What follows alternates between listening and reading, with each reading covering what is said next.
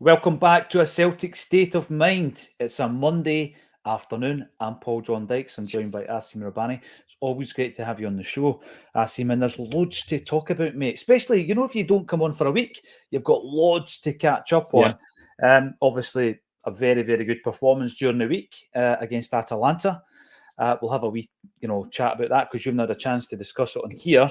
I have seen you on various other platforms nationwide talking about it. And of course, the weekend, lots to yeah, discuss about the weekend's game. I want to start off with Luke McCowan. Because I hold my hands up and say I wasn't keen when the rumours started circulating that we were going to buy this player. And I've tried to almost console myself with the fact, listen, I'm wrong and I get things wrong and that's fine. But why was I thinking like that, Asim? I'm asking myself, why was I not keen to bring Luke McCowan to Celtic Football Club? And, I look back at some of the teams I've enjoyed watching in the past, and we have had that, domestic signing, hmm be that someone like Tosh McKinley or Jackie McNamara, you guys that can do a job domestically, and there might be a doubt in your mind if they can step it up. Luke McCowan, I had doubts, I've got to admit. First start of the weekend, opens the scoring, and it's like every single thing that's put in his place, every challenge, right? There's Rangers, make your debut. There's your hmm Champions League. There's your first goal. There's your first start. He's absolutely jumping over every hurdle, isn't he?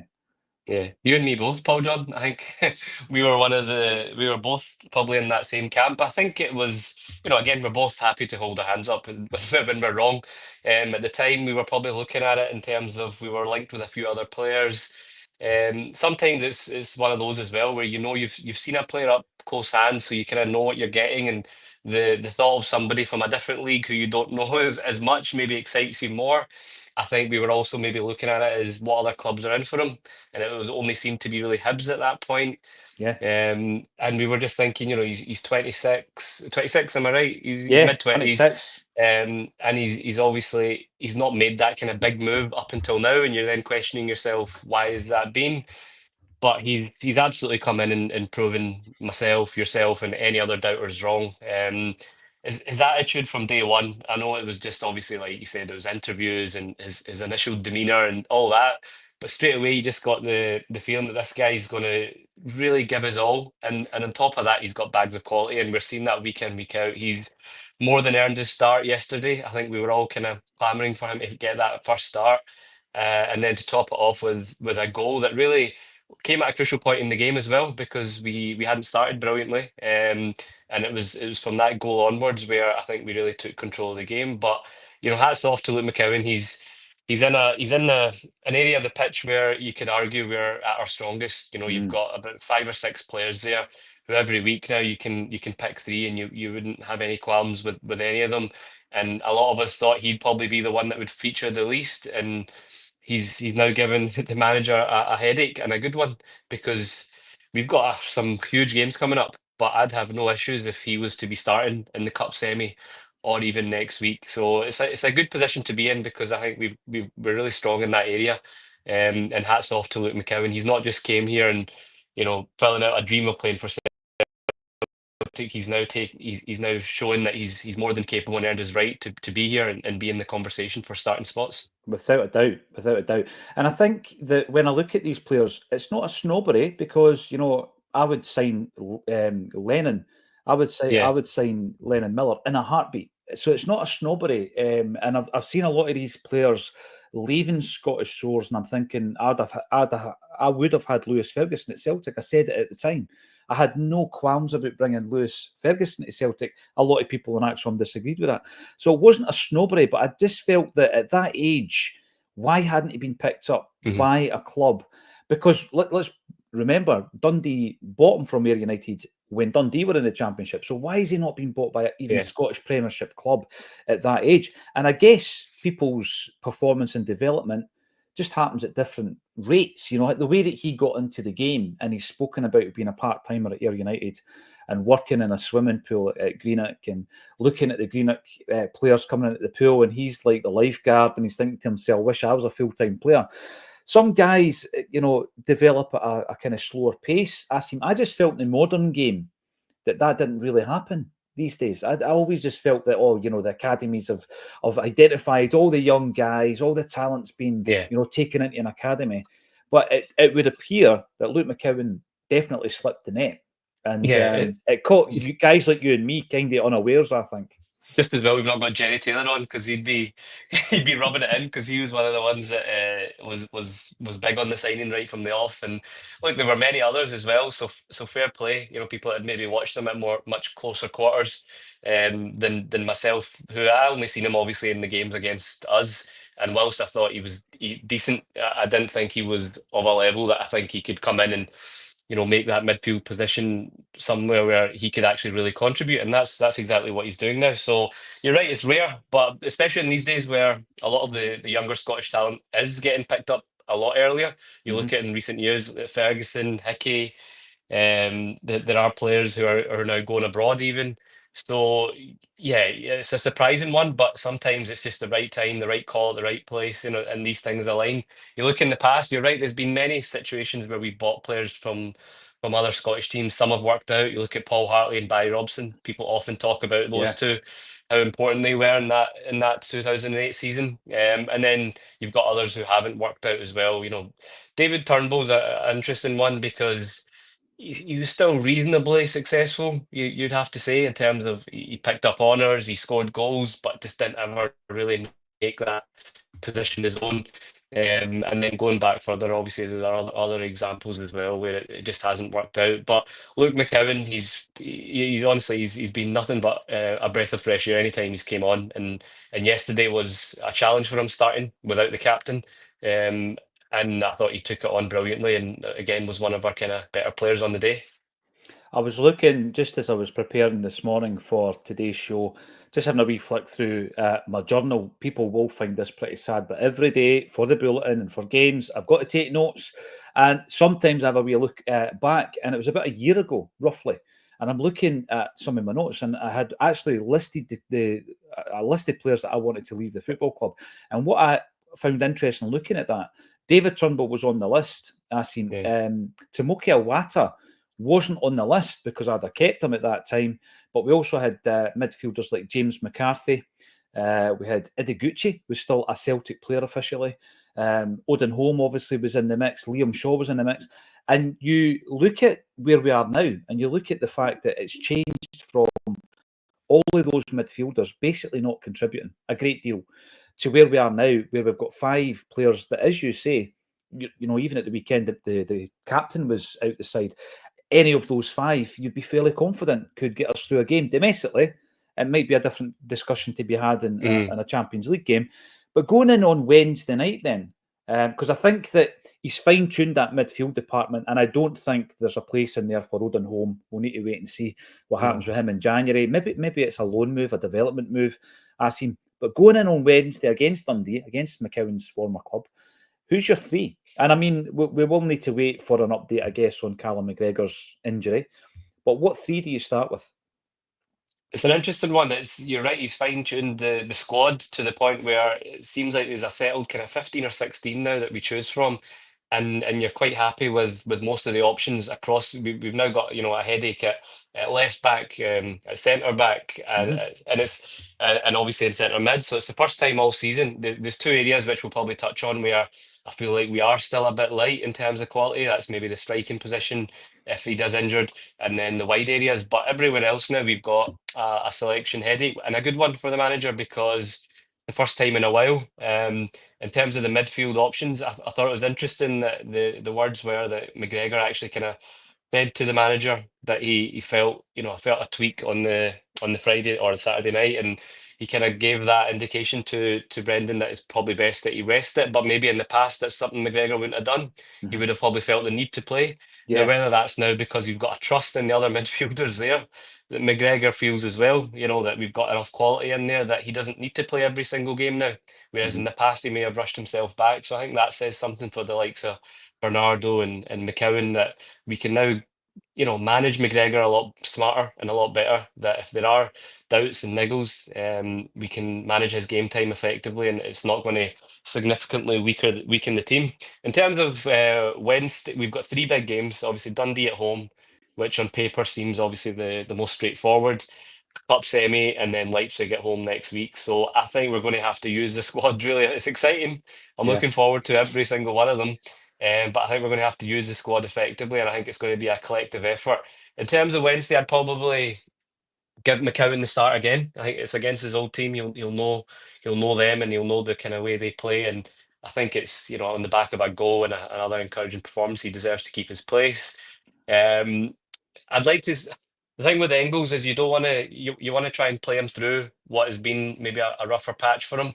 I still think he'd be an important player for us.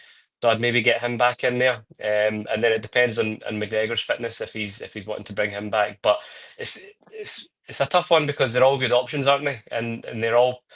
I thought Hatate was okay yesterday. I thought he played well in spells. Thought first half he was good, and then there was points in the second half where he was just consistently giving the ball away again. But I think that's what we've come to get used to with Hatate. And I didn't think it was Bernardo's best game, but I thought he grew into it as the game went on as well. I think he's still better suited playing further up than the deep line sixth position. I think McGregor's still the best at that. And that's something that we notice when he's not there. He's still the best at progressing our play forward. But yeah, we've got lots of options. My three for Wednesday though would be McCowan, Engels, and McGregor if he's fit. Right. Well, let us know in the comments section who your three would be on the first of those three games that you mentioned, Asim. Kevin Mullen also says this afternoon, Acsom, what a start to the season we've had. But the next three games are massive. Dundee, then a semi-final, and then we've got a Champions League game again after that at home. Win those three games, we could be in for a special season indeed. It really is an interesting one. Final point on McCowan then. As I said before, and I'm not comparing the two players, I'm talking about like their trajectory, right? So I always remember saying when Matt O'Reilly came to the club, every single challenge that he was faced with, he just seemed to pass with flying colours. So he'd come in from unfancied MK Dons, third tier of the English game, and then it was like, right, first team game, easy peasy, play against Rangers. He done it, no problem whatsoever. Right, can you step up to Europe? He did that. Before you know it, he's in the Danish under 21 squad initially, and then into the national team. And I'm looking at McCowan, I'm just thinking, right, I know he's only started one game, but he seems to have that trajectory where it's like, right, what's the next challenge? And I'll deal with that. And if he continually gets minutes, surely he's in a discussion for an international call-up. Now, some people who support teams outside of Glasgow might think that's unfair, but that's always been the way. I mean, we spoke about that to Tosh McKinley recently. Yeah. He said to us, I was playing as well with Dundee and Hearts as I ever did with Celtic, and I was never given a sniff at an international call-up. So I think McCowan, that'll be his next. I know he'll be talking about, listen, I need to concentrate on everything in a game-to-game basis and all that, but it's on the horizon, I see. Yeah, that's all he can do. He can only just keep playing, focusing on himself and working hard. And but the thing is, obviously, when you're playing at Celtic, the demands are much tougher. It's just that's just the way of it. So if he's playing at a higher level, higher demands with better players around him, he's going to improve as a player. So naturally, he'll come into the international fold more than he would say if he was playing for one of the lesser Scottish clubs. So I think that's understandable. The other thing is he is cup tied for the cup semi. So I think even more reason why I think he may start on Wednesday because he won't be featuring at the weekend. And then obviously we'll have Leipzig to deal with the next week. So yeah, I expect to see him start and hopefully he can carry on his form. And yeah, he's one of those you actually look forward to watching right now. Out of those midfield positions, he's the one that you always feel like something's going to happen when he's on the ball. He's always trying to create. And it's really exciting and it just shows you like you mentioned at the start, me and you both were not enthused by the signing at the beginning. But like with any signing, we're open to seeing how it pans out. It's not a case of we just stuck to our initial views and wait for something to go wrong to be like, I told you so. Absolutely not. He's proven us wrong and long may it continue. Absolutely. He was brilliant. He was absolutely tremendous. And eventually we'll get to that point where we're not looking at him as a fan in a jersey. We're just looking at him as a right good midfielder. Although I love having a core of Celtic fans in jerseys. I don't think we can ever get away from that.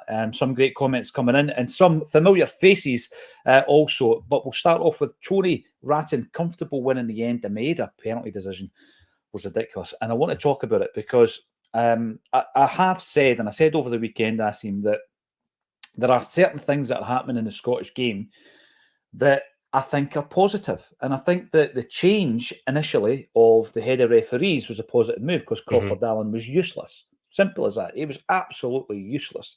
And then you get Willie Collum, and I'm looking at him thinking, well, he wasn't a great ref, but that doesn't mean he can't be a very good head of referees, right? So then you're like, what's he doing? What's he implementing? What's he bringing in? A different culture, more open, more transparent. He seems willing to talk about mistakes that the referees are making and all that. And then we come to the weekend, and it's absolute peak Scottish football, where you've got decisions getting made in games where they don't even have the kind of VAR technology, and they're looking at it. It's ridiculous, right? And then the referee's put in a position where he doesn't have the real tools to do their job, and he's having to speak to managers. I'm talking Kevin Clancy at the weekend, really backed into a corner there. And then, obviously, our game. And I think there's two really big calls that we're going to discuss in relation to the penalty, as Tony mentioned, but also the red card. Not so much the red card decision, but the comments made after it by Motherwell's manager, Stuart Kettlewell. And then, obviously, you then, as the night progresses last night, Asim, you see some footage from the Rangers game because we're concentrating on the Celtic match at 3 o'clock yesterday afternoon. And you're looking at some of those decisions, and they're just bizarre. And you're looking at Barron's decision versus Yang's red card against Hearts. And what is it with people saying, but if you look at the still, it always looks worse? Is that no evidence? Is that no evidential? It's shown you a situation where there's a high boot.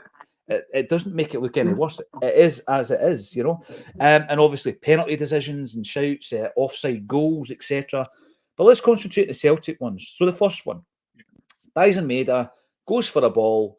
The way I viewed it yesterday, and I said this, and I had the advantage as well, is Sean being on the show. Sean is an amateur referee. He knows the rules a lot more clearly than I do. And I ask him from time to time to clarify a few things. And I'm saying, look, it's pretty simple to me. He's going for the ball. O'Donnell takes him down. Penalty. Forget about the fact that Maeda's handballed it. Forget about the fact that the ball ends up in the net. It's just a penalty, right? The goal can't stand because it hits off Maeda's hand. And then even at half time, I'm saying to Sean, am I looking at this through green tinted specs? He was like, no, it's a penalty. So how did you see it, Asim? Penalty all day long, isn't it? It's what I don't understand is why he's not been sent over to go and have a look. Because obviously on initial viewing, it's hard to tell because it's hit off his hand. So there's no qualms that it was not a goal. But the defenders clearly impeded Maeda and pushed him, obstructed in his path and brought him down. It's not even debatable for me. I was watching Sports Scene last night, and I think it was Michael Stewart that was on the panel, and he said it as well. It's not even up for debate. It's 100%. I think both panelists, Marvin Bartley was the other one as well. Clear penalty all day long. Okay, fair enough. It was missed on the pitch, but then go and have a look. But he wasn't even asked to go and have a look. It's just these inconsistencies. I agree with you. I think in terms of Willie Collum now in charge of the head of referees and stuff like that, and I'm sure you've seen the VAR review program that comes out every month, and I've found that quite insightful and a good watch, and I think it's useful that they go over decisions. It'll be interesting to see what the chat on this one is, because I'd imagine, or you'd like to think, that when they review it, it'll come up as another glaring error. But the problem is, it's too late. Again, it's all very well because we went and won the game and we're comfortable. But these are the times, and we spoke about it before last season, that these are the times that we need to highlight it, because otherwise we'll get accused of sour grapes if the result's not gone our way. Yeah. But no, we're winning games because we're good enough to still see out these games and get the result. But that's at 1-0. It's a crucial time in the game. It's a clear penalty. It's not even one where I think most people watching that would have any debate. And the fact he's not even gone over to have a look, it's baffling. And one of these days it could cost us. And Rodgers isn't one of those managers that comes out and speaks about kind of refereeing decisions much. But you do wonder. It's most weeks now that we're seeing these kind of decisions that get brushed under the carpet because we're doing so well and we're winning games. But that doesn't deflect away from the fact it was a shambolic decision, to be fair.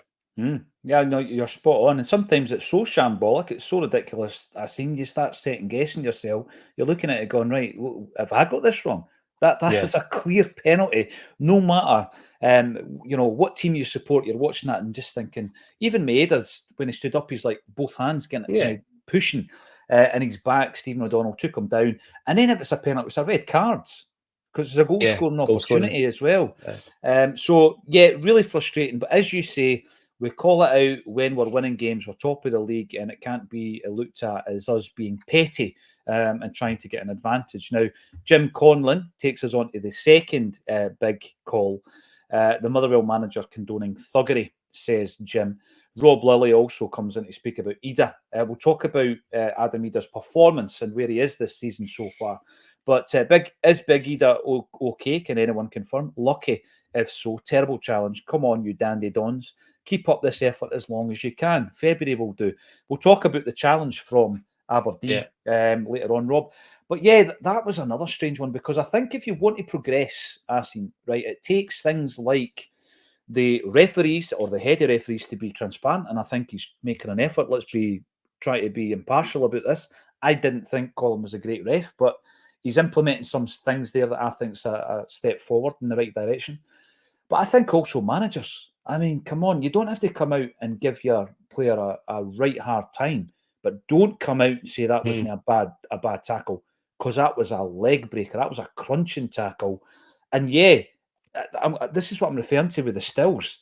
The still actually shows you how bad it Bad was. it was. No, it doesn't tell you any lies.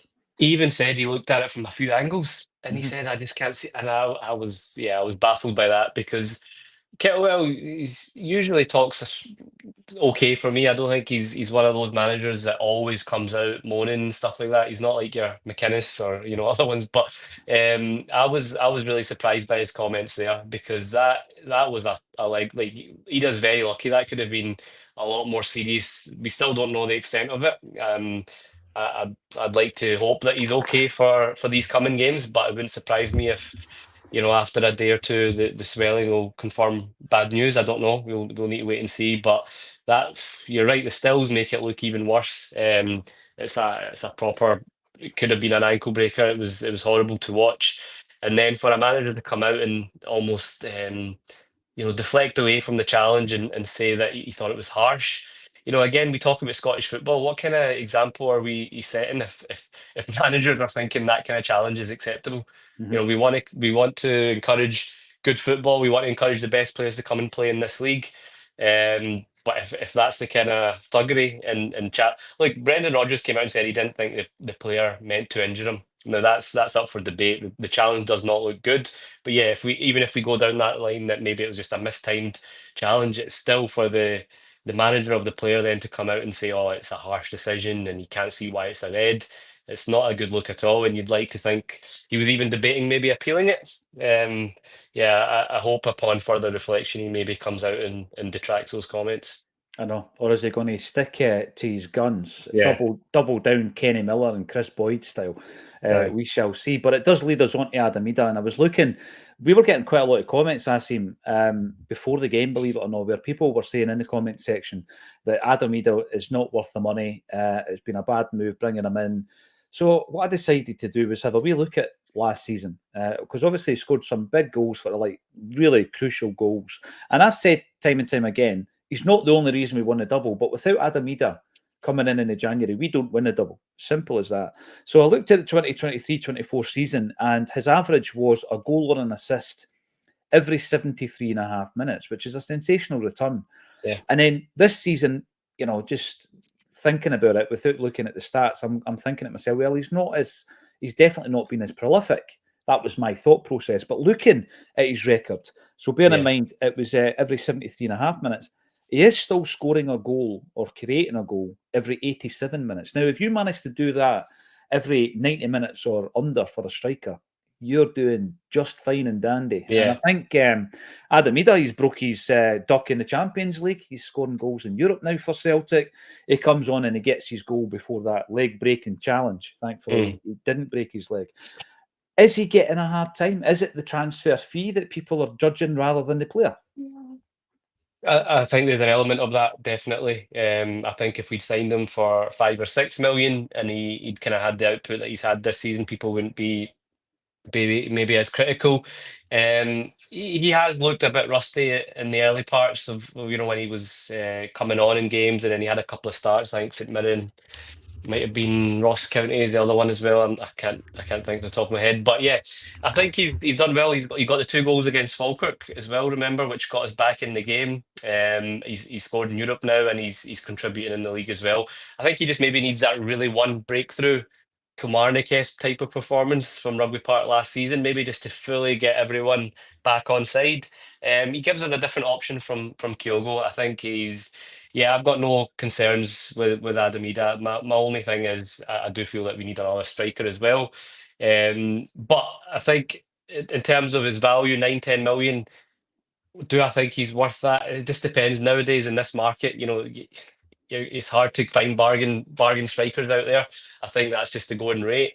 Um, he's a player that the manager knows well, the squad knows well. He knows what it's like to play here, win trophies, and contribute. So I think that was all a contributing factor as to why we maybe slightly paid what would appear over the odds.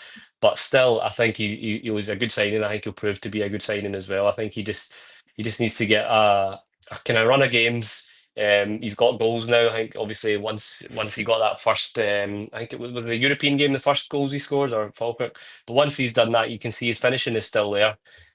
So I've got no issues with him, and let's just hope his injury isn't too bad. But just one other kind of point on Motherwell yesterday. It was my nephew's first ever away game, so he went with my dad. So it was good for him just to get an experience of an away fixture and a good victory. And it was also my first ever away game back at Fir Park in 1999. So it was good memories. It was a 7-1 victory. Big Larson scoring 4. You'll Yeah, probably remember it I well. remember And it well, mate. Lubo Moravcik scoring a free kick as well that night. So yeah, good memories of away days at Fir Park. Oh, that's brilliant. I've seen the pictures and he just looked delighted. Yeah, Yeah, he looked absolutely delighted to be there. You've got me thinking about my first away day, actually. It's probably, to be fair, my first away game was probably Dunfermline because of the travel yeah, and yeah. the ease in which, I mean, I was with loads of other kids, probably for the Valleyfield football side, who went to a game at East End as an away game, because largely I was going to the home games to begin with. Anyway, familiar faces, and one very familiar face is Jungle Lion, who comes in to say disgraceful comments from Motherwell manager yesterday. I agree with you, Jungle Lion. And I think, you know what, sometimes in the heat of the battle and with the emotions running high after a game, we can all say things, but will he change tact or double down? Let's wait and see. Paddy Lavery sent us a great wee batch of gifts for the studio. So thank you very much, Paddy. Brilliant. You're a very generous man. We started off a bit shaky, and a big shout out to Paddy and all the Aberdeen boys who have been tuning into Acsom for years. Once we found our stride, it was never in doubt. Yeah, it was comfortable in the end. I mean, Motherwell did start off pretty well, and obviously the 2 big chances that they had fell to the feet of the player we've already discussed, Lenon Miller. Now, he's a player, and I was being informed of this by someone who worked with Celtic youth players, that he was in there as a young kid. I say as a young kid, he's only 18 now. So I think he must have been like 14, and he was Yeah, in at Celtic at the time. And Colin Bean brings up, and we did touch on it on the post match yesterday. Colin Bean comes in and says, aside from the assault on Idah yesterday, any views on Lenon Miller and whether he'd be a decent addition to our squad? Well, I'll say straight off the bat, I think he'd be a brilliant addition, yeah, Colin. But at the same time, this is a really good example to look at in relation to a young player being signed by Celtic. So when we signed, and obviously you can make the comparison because we signed him from Motherwell. When we signed a player like David Turnbull, he was, I would suggest at that time, the best player, young player in Scottish football, the best yeah. Scottish player in Scottish football that you're looking at as a prospect and thinking, bring him in, we can develop him, and it could Hmm. become a mainstay for years. Now, injuries didn't help, Yeah, and the change in management didn't help. You know, he went from Lennon to Postecoglou to Rodgers over his time at Celtic. But I'm looking at Lenon Miller and I'm thinking, why haven't we signed him yet? And I don't know if it's because maybe he's got aspirations to play yeah, elsewhere. I would be surprised if he's not been on Celtic's radar for some time, if we haven't already made some kind of an approach. Maybe he doesn't want to move to Celtic. Maybe he's quite happy, because I was looking at the games that he's played for Motherwell at the moment. Let's just check here. That was his 52nd appearance for Motherwell against Celtic. Now, At if he's 18 years old. 18, he's not making those appearances if he comes to Celtic. Absolutely not. And you're right, if there's that outstanding a talent on your doorstep, there's no way that we've not inquired about that. I just wonder if his advisors are maybe looking at other options, whether that's abroad. I mentioned before about the number of players that have gone to Italy. I wonder if they're looking at stuff like that, and the success that these players have had going to Italy. It's a different culture. It's character building. It's there's so many benefits to doing that than they might think going to Celtic and then just ending up like another David Turnbull. Who did okay for Celtic. I said it earlier, but how is he getting on? Is he at Cardiff? I don't He's even. no starting. You never hear about him. Yeah, He's no starting.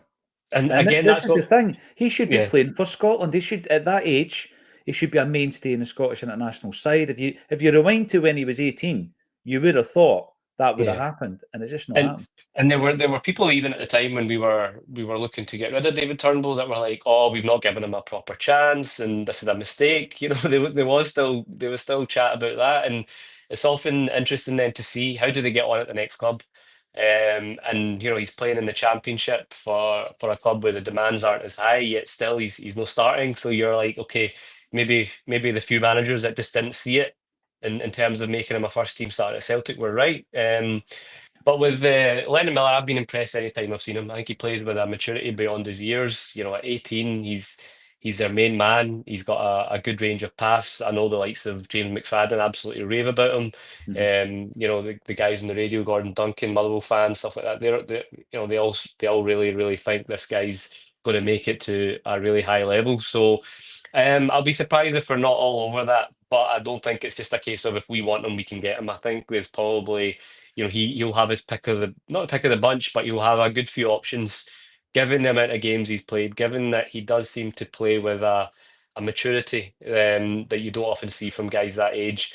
I think there will be the clubs from abroad, down south, looking at him, and he's probably wanting to make sure that the next decision he makes is the right one. I've seen podcasts where I think his dad has spoke about how he is a very level-headed young individual, and whatever career decisions he makes, he'll take with all the kind of right advice around him. So interesting to see how it goes. But yeah, he's definitely a player that I think we should be looking at and trying to get signed.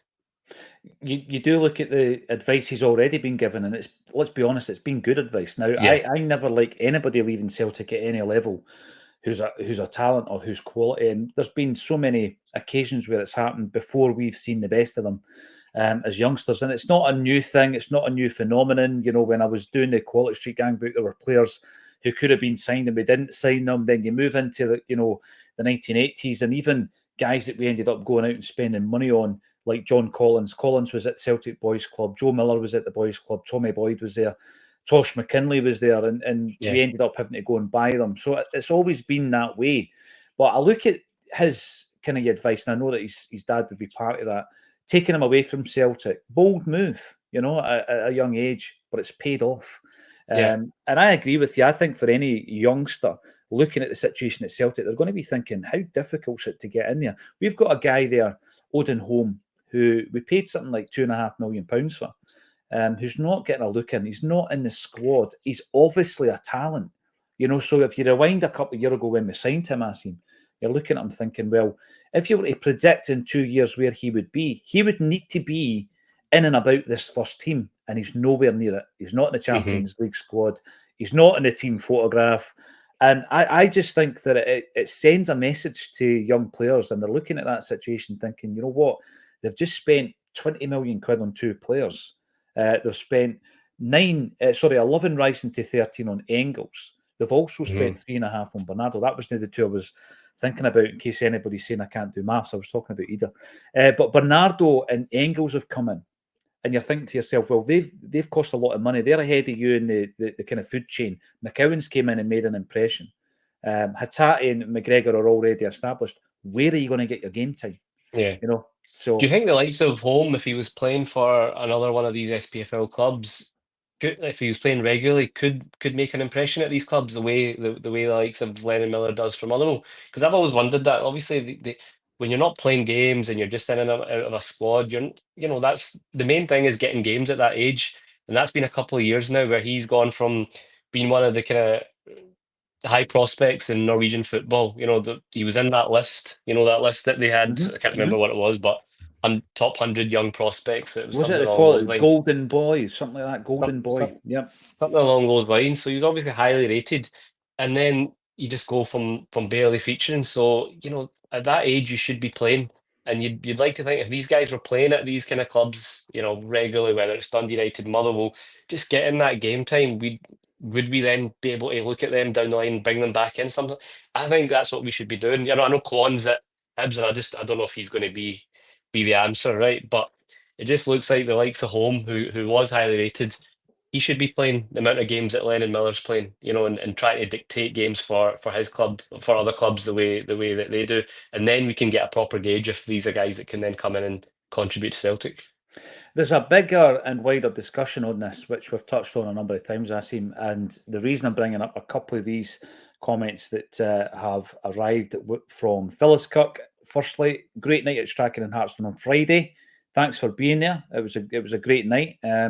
We had something like 375 in the room and 50 on the waiting list. So people know that Strachan and Hartstone are a good pool.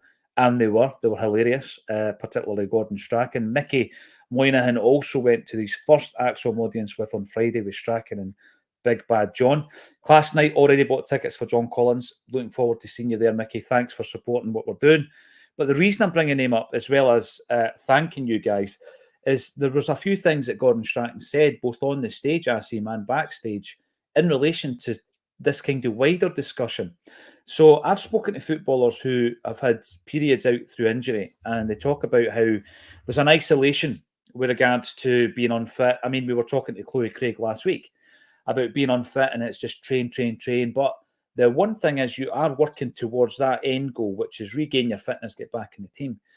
But if you're holding home right now, you're training, and it's like, right, you're at least sixth in the pecking order for a game here. You're not in the Champions League, so you're not travelling with the team when it's a Champions League games, and you're not in the photograph actually up at Lennoxtown for the team group. Yeah. So are you feeling part of it? The answer is no, you're not. So you are fit, and you're going to your work every day, but the payoff of all that hard work and obviously looking after your diet all the time, it's a 24/7 thing. The payoff, you don't get that because you're not playing games. So Gordon Strachan was talking about the fact that he was given, well, it came from an audience question, actually, a very good question. He was given the task of doing like a report on the football department at Celtic. And he came in as a consultant, advisory role. Remember, there was a wee bit of controversy because he was employed by Dundee at the time, still is. So we were chatting about that, and he said that he really enjoyed it, and he compiled a report, and that report was submitted to Celtic. But the interesting thing that he did say, because obviously we've not seen the report, right? Because we started winning games again, so it went down the bottom of the priority list. What he did say, which I found very interesting, Asim, is that some of the recommendations and the findings that he had in his report have now been or are being implemented at Celtic. So, I mean, I was looking at some of the things that have happened fairly recently or within that time period. The first one is that we developed a new title and a new role at Celtic called Pathway Manager. And that role was given to Darren O'Day. And I'm wondering, was that something in the report? We then obviously have a huge investment in Barrafield with the redevelopment of that site, not only for the younger players, but for the women's team. And then we have developed another title, and it's the Head of Football Operations, which has restructured the football department behind the scenes. Whether or not we find out how much of this was as a result of Gordon Strachan's report, who knows? He's probably being quite cagey about it, which is fair enough. But another thing we spoke about was he went on, I'm not even going to call it a rant, because sometimes rants are uncontrollable. He went on probably a 5 or 10 minute session of answering the question, where he spoke about the development of young footballers. Yeah. And Odenholm's a great example. So Odenholm is not playing football. He's playing no competitive football. He's training, whatever they do at training in terms of a bounce game, he's getting that, I seen. But other than that, he is not playing football, right? And Gordon said, and the example he said was, before I came in here in a big empty venue, if you give me a ball, I could have had 1,000 touches of that ball before you arrived tonight. And then he said, how long does it take for a young footballer to get 1,000 competitive touches of a football? And then he gave this example, and I spoke about it at the weekend, where there was a young group of footballers who got a contract at Celtic for 4 years. And he worked it out as part of this report, right? Mm-hmm. He worked out that in that 4 years, just to train, never mind play, just to train, they kids who had to go and train in Glasgow will have travelled around the world twice just to play football. And then he spoke about the average amount of touches they were getting per session, and it was less. It was single figures. Wow. It was single figures, right? So he was talking about, let's get back to basics. Let's give kids footballs and let's get them playing football. And a big part of that was obviously going from a youth team to a reserve team, then to a first team. And that being because Odenholm would be playing reserve football if we still had that league. We're not going to pump him into the Lowland League and play with the youth team, the B team. So Gordon Strachan was brilliant at it. I don't know if we'll ever find that these developments were part of his report. But he, as a guy who's still involved at Dundee, is sharing the same frustrations as guys like you and me and others in the comment section. Yeah, no, Gordon Strachan's always been someone who I feel he's brilliant to listen to. His views on the game, while he was with manager of us, I was kind of had my moments. But in terms of whenever you listen to him and talking about development and how he views the game and like you say, a pathway for youngsters, I think he always talks a brilliant game. And I think you're right. The likes of Odenholm, 100%. I feel like his career is just getting curtailed. But as you said, not all of it's just down to Celtic's own fault, as the lack of a reserve league. We've spoken about it week on week. How that's just it's not good for anyone. I can't see him being here past the new year, to be honest, because you're right. He's not in the Champions League squad. He's not even in the team photograph. He's not playing. So really, it's no use for us. It's no use for him. So I think either he'll be loaned out or probably shipped out. But I think going forward, yeah, we just have to be careful with signings that we do make. And you wonder if that's a factor as well as to why when we're looking at these kind of youngsters, even from Scotland, it'll have to be guys that we actually see being able to contribute, heavily. Otherwise, it's no good for their career. And it's no good just for them just to be rotting away in the squad and not contributing. So it'll be interesting to see how it goes. But with the likes of Home, I was excited at the time when we got him just because of the reviews and the hype that he had. But we've unfortunately just not been able to see it. Yeah, I remember young James McKenzie being really excited by the prospect of him as well. And this is another thing, and I'm not actually saying this has happened with Home, but I have been given examples in the near past where young players who haven't been playing first team football have been given the opportunity to go out and loan, and they've refused. They've actually refused to go out and play competitive football. So it's not just one-sided, Asim. Some players, and I'm not saying Odenholm's one of them, some players are quite happy to just get the paycheck, run down their contract and get a move somewhere else. And that saddens me as well, because I'm thinking, you've got to play. Lenon Miller's out there playing football, 51 games of football by the age of 18, and there's going to be interest every transfer window until he leaves the football club. Some great comments coming in. Let's have a look at them then. Ian Roy, all the way from Florida, with the Beatles in his avatar. Morning all, great result yesterday, but Kettlewell's comments on the tackle on Big Adam are just ludicrous. And he has a top Premiership manager, beggars belief. Yeah, I agree with that. Celtic Girl, another weekend, another fabulous win, and yet another highlighting of the bias and corrupt referees in Scotland.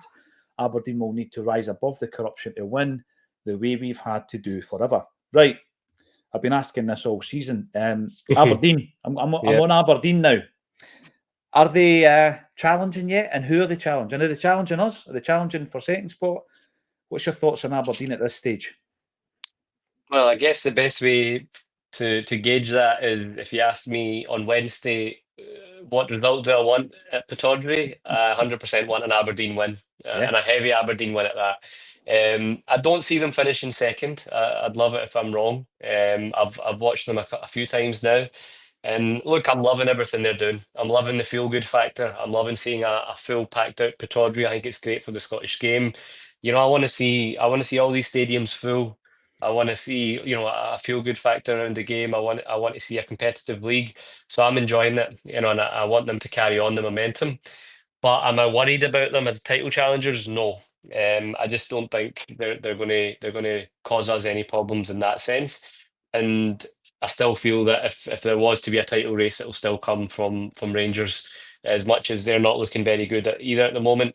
I just think as the season goes on, squad depth, just that experience and that kind of being around the block, we're more likely to get a winning run from Rangers, and I feel than we are from Aberdeen.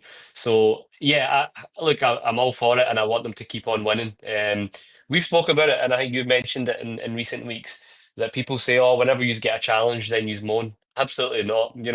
I think we want to see Celtic be at their best, and if that means that we've got competitors who are also playing really well and making it difficult, brilliant. I think where we get frustrated is if Celtic drop their levels, and become inferior, or drop their levels to the levels of other teams. That's different. But right now we're seeing a really strong Aberdeen, and I'm all for it. They're winning all their games.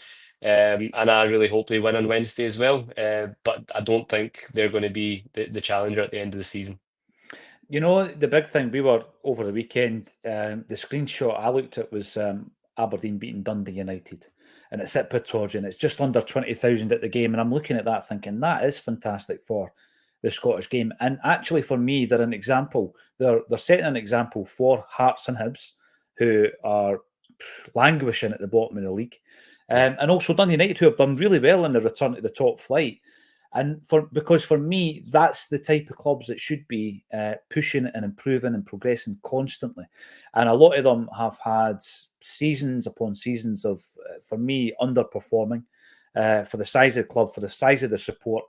And it's great that Aberdeen are doing it. And I'm hoping that Hibs and Hearts get their act together as well, because you're right, you go to the away games and not a seat can be had. There's a buzz about the other teams. They actually think that they're competing of sorts. If Aberdeen fans think that they're competing, brilliant. It gives them a bit of belief, and then I think that works in the favour of the team, the momentum, the whole thing. So absolutely up for it. And I'm like yourself. I want them to get a result midweek. Yeah.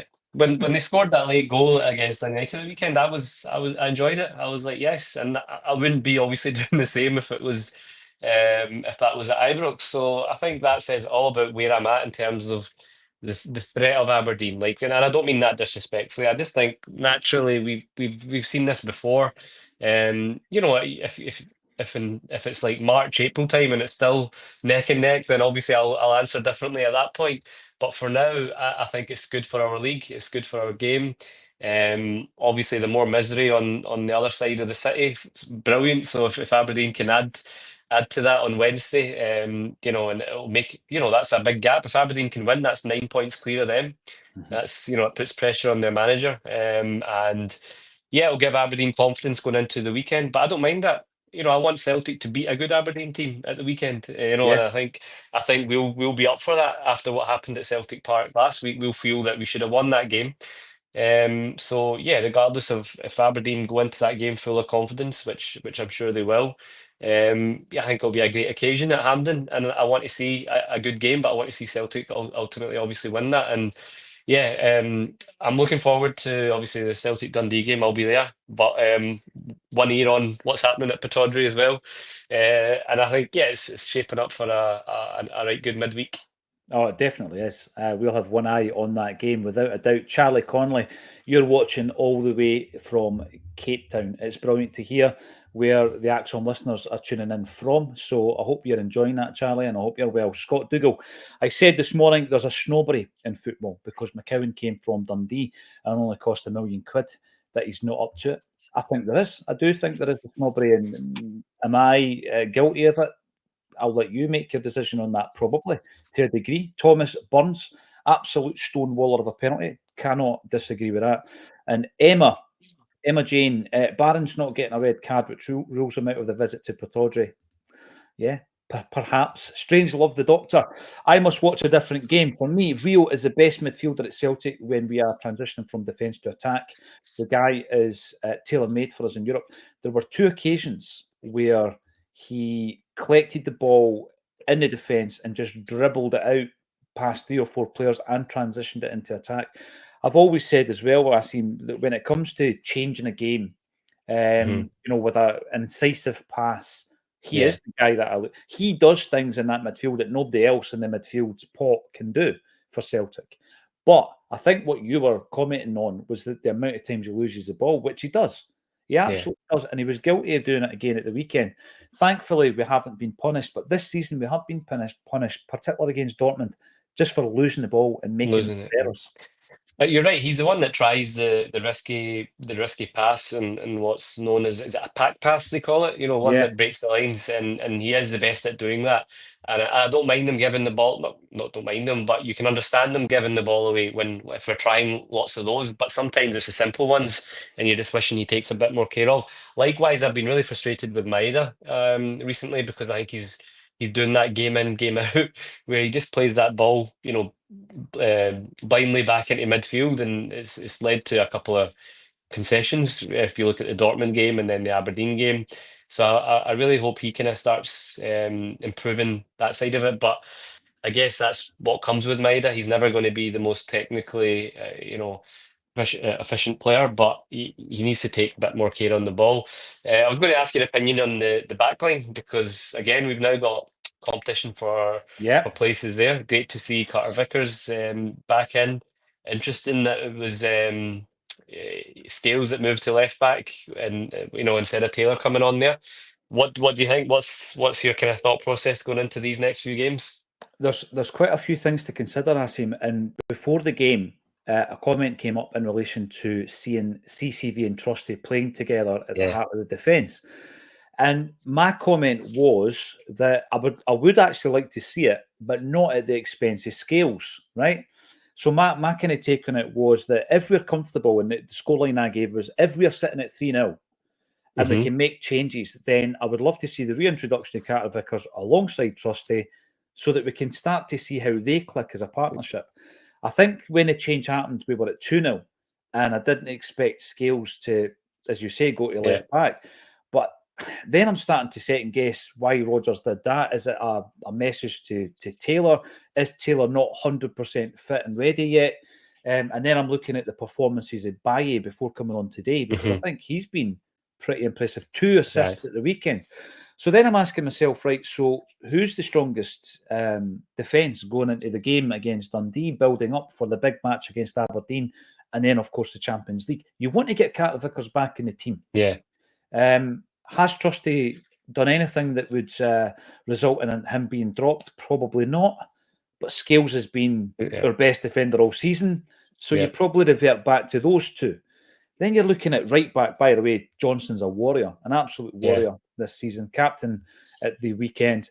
And on the left-hand side, you're thinking to yourself, right, who's got the left back jersey when both left backs are fit? And that's another question, because I would have thought Vaille's done nothing to get dropped for me. No. He's not had a really, really bad game. Everybody was rotting against Dortmund. He's not had a really, really bad game. Taylor's now fit. Does he step in? Clearly not. And is he, is he going to get in rather than Scales? I hope Taylor's above Scales at left back. Yes, I think I don't see Scales as an option at left back. I think that was done more yesterday. I wonder if he wants to see Carter Vickers and Trusty play together, because obviously we know that Trusty's favoured side is on that left side, but he didn't want to do it at the expense of like an obvious, he's coming in for Scales. So I think that was the easier, kind of safer option, just to keep everyone on their toes and not to look like an obvious, preference. But you're right, at the same time, you're wondering, would that have been an opportunity to get to Taylor some game time? But he chose not to, because I do think Baye's holding on to the jersey for now. I think he's growing week on week. I think he's getting better game by game. He just looks so assured on the ball. Looks like he enjoys, getting up and down the park. He can pass well. He's came up with quite a few assists now as well. I'm really enjoying his progression, and I think he'll continue to get better. So I think he'll keep the position for now. It's a good conundrum to have. But CCV, if he's fit, is going to play in the cup semi and against Leipzig. So then it does beg the question: who's he going to partner? And you're right, Scales has done nothing to suggest he wants coming out of the team. You know, I've really been impressed with him. But then I also think Trusty's coming on to a game as well now. The last two games, thought he was excellent. We've not had a chance to kind of talk about the Atalanta game, but it's probably been talked about a lot last week, obviously. But him and Scales were brilliant that night. They were outstanding, weren't they? You know, it was an incredible performance and a coming of age one for Trusty, and I think he followed that up yesterday. Looked really assured as well. I'm intrigued to see what he does. I couldn't second guess it at the moment. I think he wants to see what CCV and Trusty are going to be like. And there's an element of, I don't know if, I think I seen it in one of the videos last week. Trusty's his signing. It's a £6 million signing. There's going to be an element of not unconscious bias, but you know, that preference to make sure that signing works. And you wonder if it's going to come at the expense of Scales when it comes to these bigger games, because that's his £6 million signing, and he wants to make sure, you know, that the board have splashed out for him, and he wants to make sure that signing's getting game time and that signing's working and it's playing. Similarly with Engels, because you'd argue right now that, you know, he's not the informed midfielder, but when it comes to Leipzig, I think he'll be in there, and I don't have a problem with that. But I think there could be an element of, you know, we spent 11 million there and 6 million there. Rogers, you know, splashed the cash, and I think he'll want his players to be playing. That's a good point. I think it's a very good point. Bernardo, he comes in almost as a legacy signing because obviously we brought him in as a loan last season. But when you're looking at the money spent on Trusty, Engels, and Idah, if they're all sitting on the bench, I don't think it's a good message to send to the board that I'm pretty good at spending money here. So that's a great point, and it's going to be very interesting to see that starting 11 coming out an hour before kickoff on Wednesday night.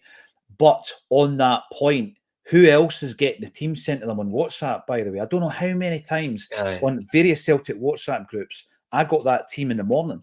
And I don't like getting it. I seen, because what it means is there's a leak somewhere at Celtic Football Club. And it's 2 weeks running. I've been sent the team again. It was happening a few seasons ago where everybody knew the team. So I think it's one of the things you've got to smoke out, because there's somebody actually revealing that team, and then it's going all across. It's a wash on WhatsApp, isn't it? It's pretty poor form, you know.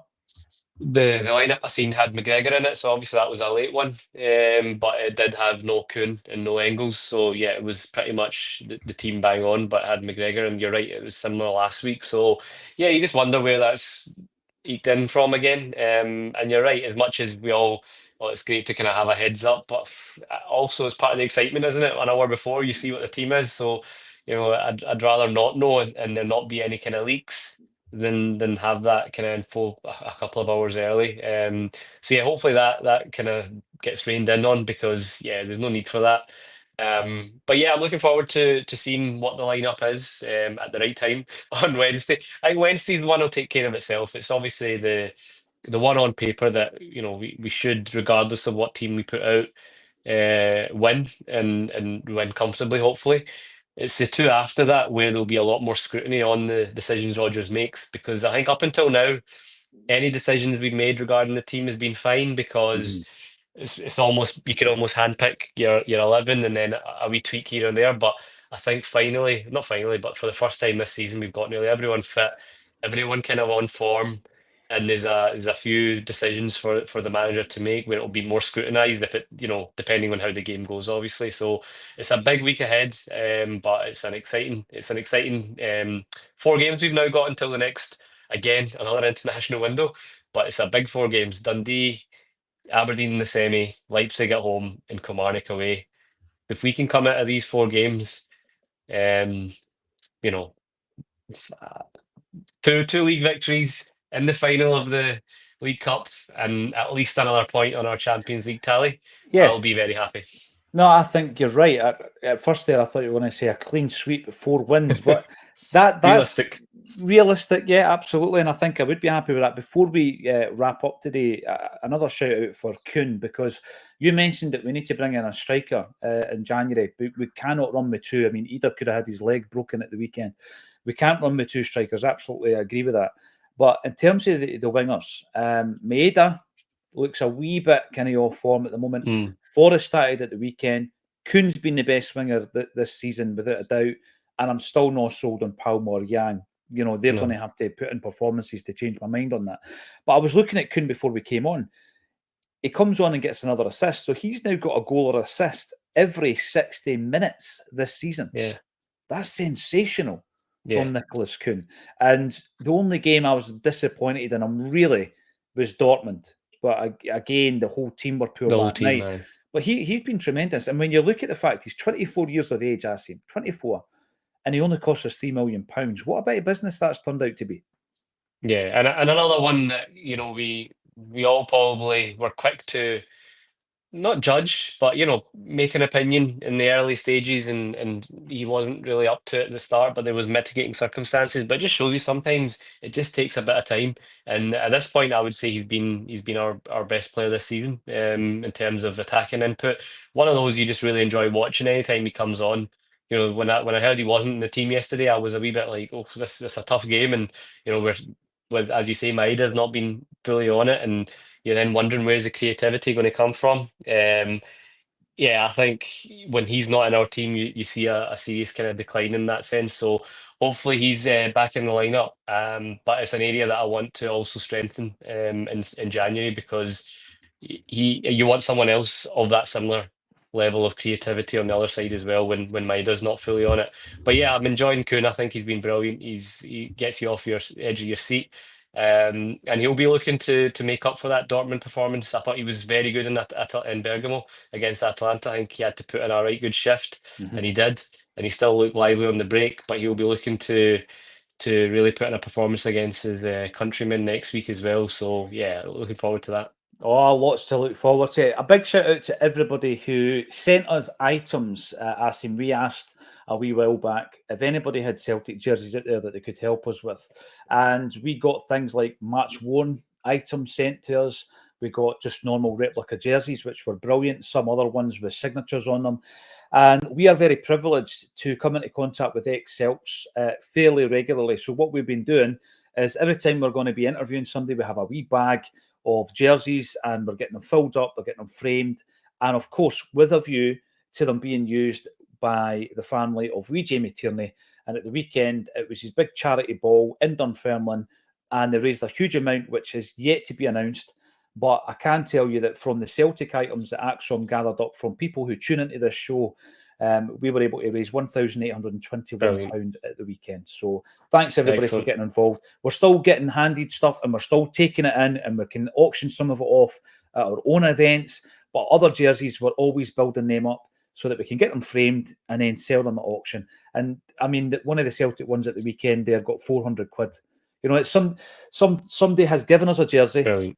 Some of them are signed already, and we're able to get other signatures on them, and we're able to get a good deal on the framing in bulk. So we're raising cash for the wee fella, and we're helping out his family. Excellent. The link is always under the video. So if you want to help out wee Jamie Tierney with his journey, the link is under the video, and there's more information under there as well. And also the John Collins tickets are going really well. You know, a bit of a culty player, I would say, because he never played in a great team, but he was class, and there was a whole Adidas Predator thing where he scored the first goal ever wearing an Adidas Predator football boot. And I'm really looking forward to that one. That's on the 1st of December. Tickets going quickly. It looks looking like another sellout.